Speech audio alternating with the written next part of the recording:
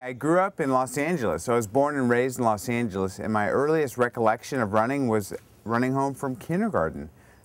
We had a third child in our family. I was the oldest of three, and my mom was having a hard time getting me home from kindergarten when I was 6 years old. So I said, "Mom, you know what? You don't need to worry about getting me home. I'll just run."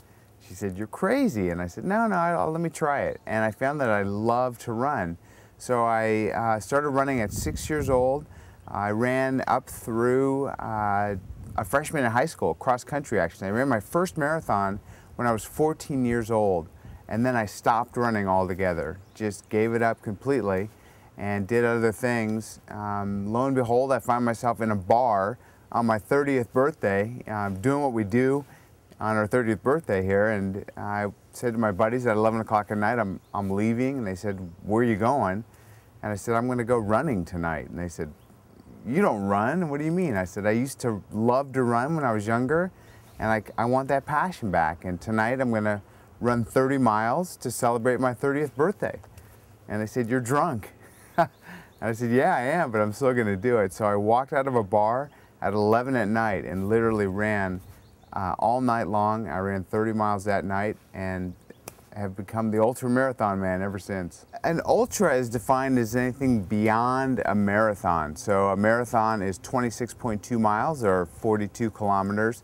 An ultramarathon is anything beyond that. So ultramarathoners run 50 miles, 100 miles. I've run 200 miles, even further than that. We really stretch the boundaries of the human spirit and human endurance. People say, you know, how many marathons have you run? I stopped counting at 100. It's been over 100. I don't think I've run quite 200. Everyone is a different experience, and people say, you know, you've run so many marathons. I never discount the marathon. Completing a marathon is an incredible achievement. It's something 99.9% of the people will never do. So even though, you know, I've run 350 miles nonstop, I commend anyone who's running the LA Marathon.